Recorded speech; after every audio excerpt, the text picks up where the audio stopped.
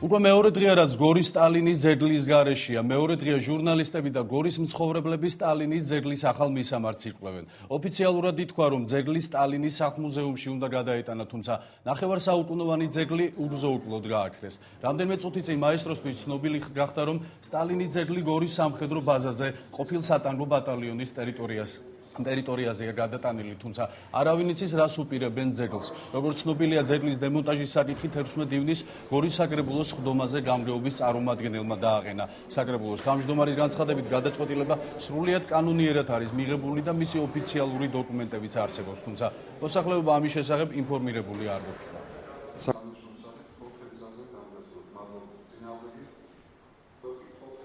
საკრებულო ამ თემაზე იმჟელა 16 ივნისს და მიღებული იქნა გადაწყვეტილება, რომ ძეგლი გადატანილი იყო სტალინის სახლ-მუზეუმის მიმდებარე ტერიტორიაზე.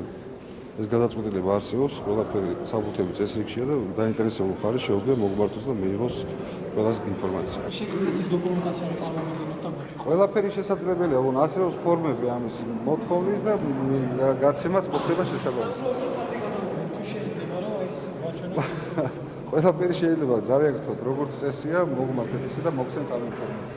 16-ში ბოლო საკრებულოს სხდომა შედგა, ეს წინა მოწვევაზეა საუბარი. და იქ დაისვა საკითხი სტალინის ძეგლის დემონტაჟის შესახებ, გამგეობის მხრიდან იქნა გამოტანილი ეს. უმრავლესობა მხარი დაუჭირა, მე არ დაუჭირებ მხარი ფორმას თვითონ პირველ რიგში. იმიტომ რომ ეს საკრებულოსი და იმ 30 თუ 20 კაცის გადასაწყვეტი არ იყო. იმიტომ რომ აქ აუცილებელი იყო მოსახლეობასთან გამოკითხვები, დისკუსიები, აზრის გამოთქმა.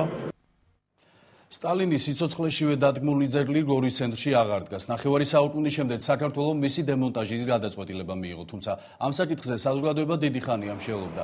ნაწილი ამბობდა, რომ სტალინი ჩვენი ქვეყნის ისტორიაა და ისტორიას პატივი უნდა მივაგოთ. ნაწილი კი გორის ცენტრში სტალინის ძეგლის არსებობას სამარცხვინო აქად აღიქვამდა. საქართველოში არ შეიძლება არსებობდეს ოკუპაციის მუზეუმი და ოკუპანტების ძეგლები. ასეთი განცხადება გააკეთა მიხეილ სააკაშვილმა სტალინის ძეგლის დემონტაჟის კომენტირებისას. მანამდე კი საგანგებო ბრიფინგი კულტურის ძეგლთა დაცვისა და სპორტის მინისტრმა ნიკოლოზ რურუამ გამართა. გორის ცენტრში ახალი მონუმენტისათვის კულტურის ძეგლთა დაცვისა და სპორტის სამინისტრო საერთაშორისო კონკურსს აცხადებს. მონაწილეობის მიღება ნებისმიერ მსურველს შეუძლია. სტალინის ძეგლის ნაცვლად გორის ცენტრში 2008 წლის რუსეთ-საქართველოს ომში და საბჭოთა რეპრესიების შედეგად დაღუპული ადამიანების სოვნის მემორიალი გაიხსნება.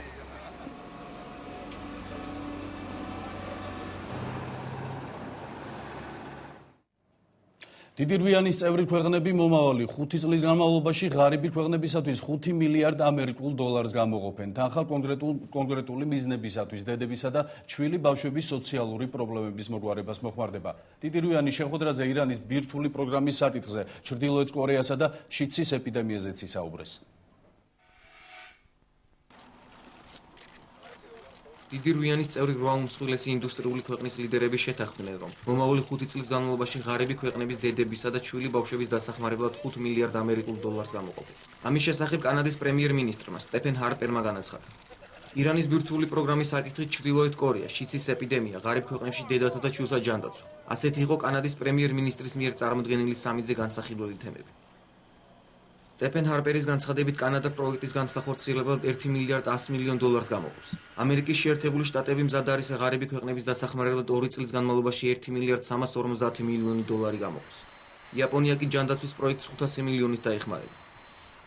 დიდმა რვიანმა ისტორიული ვალდებულება იკისრა, რომელსაც მუსკოკას ინიციატივა ჰქვია და დედათა და ჩვილთა ჯანდაცვის დახმარებას ითვალისწინებს. ჩვენ ერთად შევთანხმდით, რომ 5 წლის განმავლობაში ამ პროექტისთვის 5 მილიარდ დოლარს გამოვაქვთ. კითხვაზე თუ რატომ ჰგონია, რომ დიდი რვიანის წევრი ქვეყნები დაპირებას შეასრულებენ, ჰარპერმა უპასუხა, რომ სოფლიოში რთული ეკონომიკური მდგომარეობაა. ჩემი დაკვირვება შემდგომში მდგომარეობს.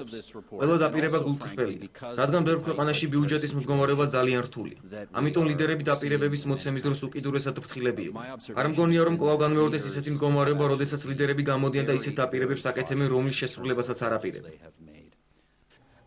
ჩვენ მათგან ახალი დაპირებების მოცემის ნაცვლად ძველების შესრულებას ვიღებთ. მაგალითად, გასულ წელს მათ თქვეს, რომ სოფლის მეურნეობის დასახმარებლად 22 მილიარდ დოლარს გამოყოფდნენ. თუმცა ეს დაპირება საერთოდ არ შესრულებულა. ახალი დაპირებები იმ ადამიანებისთვისაც, რომლებიც შიმშილით იტანჯებიან, საკმარისი არ არის. დიდი რუიანის სამიძე ლიდერებმა შეუსრულებელი პროექტების შესახებაც ისაუბრეს.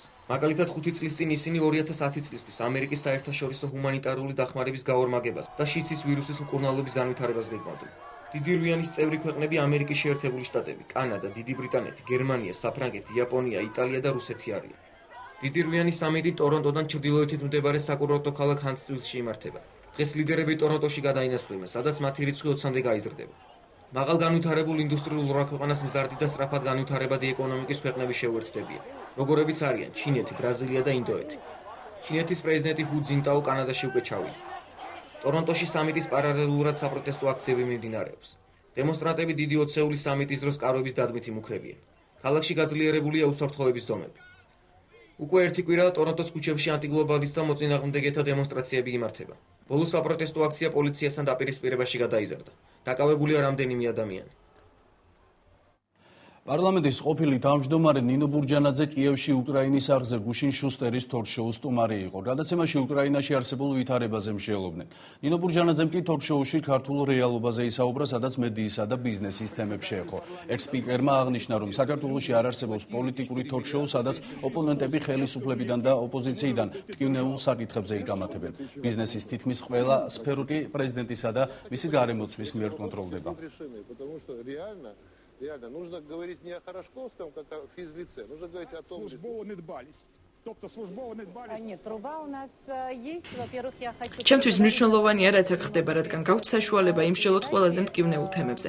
სამწუხაროდ საქართველოში ამის შესაძლებლობაც კი არ გვაქვს. ჩვენთან ყველაფერი ბევრად რთულადაა და პრობლემებიც უფრო ღრმაა. რასაც ვამბობ, შეიძლება რთული წარმოსადგენი იყოს, მაგრამ საქართველოში პოლიტიკური თოქ-შოუც კი არ არსებობს, სადაც ოპოზიცია და ხელისუფლება ერთმანეთის პირისპირ დასხდება და იკამათებს იმ საკითხებზე, რაც შეიძლება სასიამოვნო არ იყოს, მაგრამ აუდიტორია შესაძლებლობას მისცემს მოისმინოს ორივე მხარის პოზიცია და არგუმენტები და შესაბამისი დასკვნები გააკეთოს.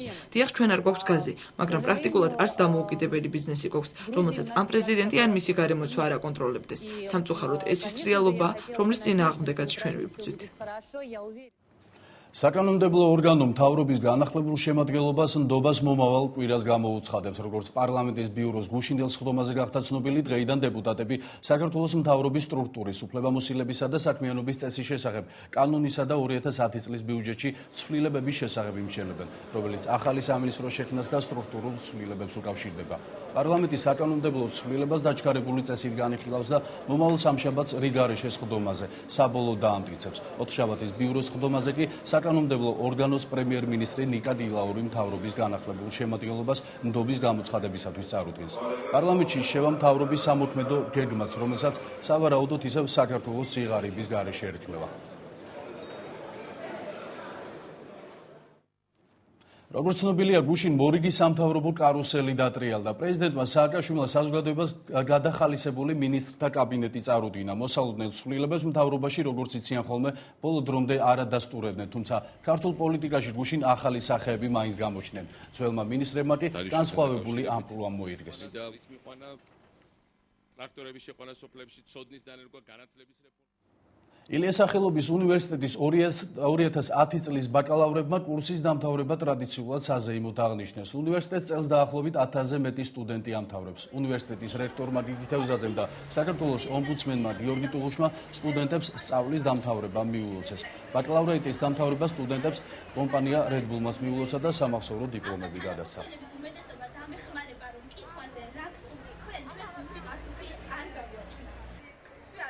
ეს არის ცერემონია, რომელიც უკვე მეოთხე წელია იმართება ილიას უნივერსიტეტში.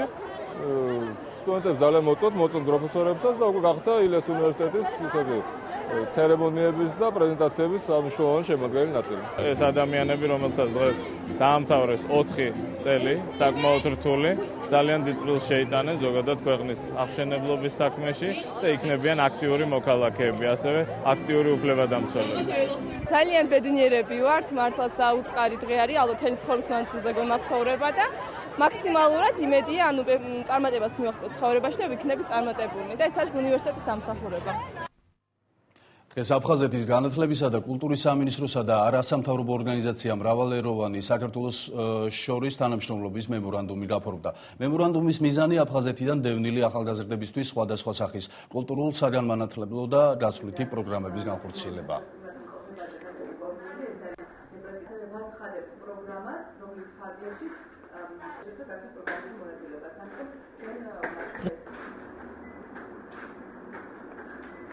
მოაწერეს ხელი მემორანდუმს, რომელიც ჩვენ ვფიქრობ ძალიან მნიშვნელოვანი ნაბიჯია იქეთკენ, რომ აფხაზეთიდან დევნილ ახალგაზრდებს კიდევ უფრო მეტად ხელი შეეწყოთ მათი განათლების ცოდნის კულტურულ შემოქმედებითი კუთხით განვითარებისა, თუ შემეცნებითი კუთხით ასევე მათი განვითარებისათვის. ჩვენი როლი ამ უშუალოდ საზაფხულო ინტენსიური კურსების ორგანიზებაში არის ის, რომ დავაკომპლექტოთ დაახლოებით 60-მდე ასაკი შეუზღუდავად მოსწავლე ახალგაზრდობა, დავადგინოთ მათი დონე და მივაწოდოთ ერთი თვის განმავლობაში ინტენსიური კურსების ფარგლებში კვალიფიციური და ხარისხიანი განათლება.